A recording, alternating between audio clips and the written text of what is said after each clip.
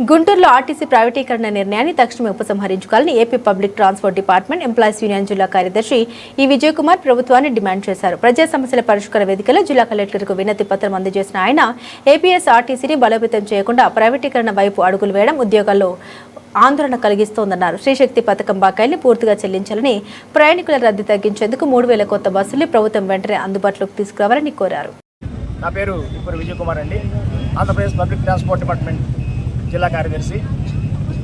మరి గత కొంతకాలంగా ఆర్టీసీ ఉద్యోగుల్లో నెలకొని ఉన్న అనిశ్చితి, అభద్రతాభావం మరి ప్రభుత్వానికి తెలియజేయడం ద్వారా మేము మొన్న అన్ని డిపోల్లో, మన రాష్ట్రంలో ఉన్న 129 డిపోలు, 4 వర్క్షాపుల్లో ధర్నాలు నిర్వహించి ప్రభుత్వానికి నిరసన తెలియజేశాం. ఇది నిరసన అంటే ప్రభుత్వానికి వ్యతిరేక నిరసన కాదండి, అలాగే ప్రజలకు వ్యతిరేక నిరసన అంతకన్నా కాదు. మేము కూడా ప్రజల్లో భాగం కాబట్టి ఇక్కడ మేము ఉద్యోగులుగా, ఆర్టీసీ ఉద్యోగులుగా మేము ప్రభుత్వంలో విలీనమైనప్పటికీ మేము ప్రభుత్వంలో ఉన్నామా, ప్రైవేట్గా ఉన్నామా తెలియని పరిస్థితుల్లో ఆర్టీసీ ఉద్యోగులు చాలా ఇబ్బందుల్లో ఉన్నారు, తెలియని పరిస్థితుల్లో ఉన్నారు.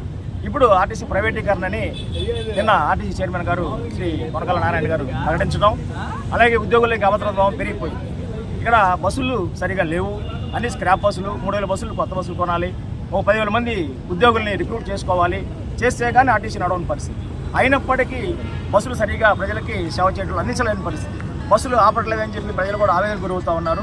ఇక్కడ బస్సులో 150 మంది ఎక్కుతూ ఉంటే బస్సు పోతుందా లేదా, గమ్యస్థానానికి చేరుతుందా లేదా ఇబ్బందుల్లో, అభద్రతా భావంలో డ్రైవర్ సోదరులు, కండక్టర్ సోదరులు ఉన్నారు. మరి కండక్టర్ డ్రైవర్ సోదరులు ప్రభుత్వానికి ఇంత మంచి పేరు తెచ్చే విధంగా శ్రీశక్తి మరి అమలు చేస్తూ ఉంటే మరి ప్రభుత్వం పట్టించుకోవట్లేదనేది నా భావన.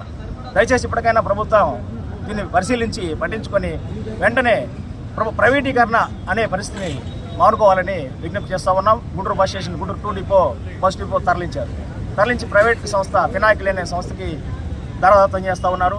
అదేమంటే సంస్థ మనదే, మనం వాళ్ళకి అతికిచ్చామని చెప్తా మేనేజ్మెంట్ చెప్తా ఉన్నది. ఇది చాలా ఇబ్బందికరమైన పరిస్థితి. ఉద్యోగులు ఏమవ్వాలి, ఉద్యోగులు ప్రైవేట్ పరం అయిపోతామని చెప్పి చాలా ఆవేదనలో ఉన్నారు. కుటుంబాలు రోడ్డును పడతాయని చాలా ఆవేదనలో ఉన్నారు. దయచేసి మా కోరికలన్నీ 13 పాయింట్లతో మెమోరాండం ద్వారా గౌరవ కలెక్టర్ గారికి ఈరోజు వినియోగించుకోవడం జరిగింది. ఇలాగ అన్ని జిల్లాల్లో జరుగుతూ ఉన్నది. దయచేసి ప్రభుత్వం ఇప్పటికైనా మా బాధను తెలుసుకొని ఆర్టీసీని నిర్వహించకుండా, ఆర్టీసీని ప్రైవేట్ పరం చేయకుండా ప్రభుత్వమే నడపాలి. బస్సులను, రాబోయే ఎలక్ట్రికల్ బస్సులను ప్రభుత్వం ద్వారానే నడపాలి. అలాగే మెకానికులు, స్కిల్డ్ మెకానికులు కాబట్టి ఆర్టీసీ మెకానికులు మావులే మెయింటైన్ చేయాలి. ప్రభుత్వం మంచి పని తీసుకొచ్చే విధంగా ఇంకా ముందు కూడా ఆర్టీసీ పరంగా ఎన్నో సేవల నుంచి ప్రభుత్వానికి మంచి పని తీసుకొచ్చే విధంగా మేము ఉంటామని తెలియజేసుకుంటూ సెలవు తీసుకుంటాం. స్థితిలో ఉంది ప్రభుత్వం అని నారాయణ గారిని చెప్పేశారు. మరి శ్రీశక్తి పథకం అమలు చేసేటప్పుడు మరి ఉద్యోగ సంఘాలన్నింటినీ పిలిచి మరి ప్రభుత్వం కానీ మేనేజ్మెంట్ కానీ చర్చలు జరిపినప్పుడు 3,000 బస్సులు కొత్తవి కావాలి. మరి ఇక్కడ ఉద్యోగులు చాలా తక్కువ మంది ఉన్నారు, రిక్రూట్మెంట్ లేదు. మరి రిక్రూట్మెంట్ చేయాలి 10,000 మంది నుంచి నివేదిక ఇచ్చి ఉన్నారు. ఇచ్చినప్పటికీ అమలు చేశారు. అయినప్పటికీ ప్రభుత్వానికి ఎంతో మంచి పేరు వచ్చింది శ్రీశక్తి పథకం ప్రభుత్వానికి. మరి ఈ శ్రీశక్తి పథకాల అమలులో భాగంగా ప్రభుత్వానికి మంచి పేరు తీసుకొచ్చే ఉద్యోగులు రోడ్డు మీద పడేయడం కరెక్ట్ కాదు కదా. అభద్రతా భావాలు ఉండి మన నాయకత్వం మీద భారం పడుతూ ఉన్నది. అలాగే ప్రజలు కూడా ఇబ్బంది. ఎందుకంటే ప్రజలకు ఎందుకు ఇబ్బంది అంటే స్కిల్డ్ డ్రైవర్, స్కిల్డ్ మెకానిక్ లేకపోతే బస్సు కూడా సరిగా ఉండదు. ప్రైవేట్ బస్సు అయితే బాధ్యత ఉండదు.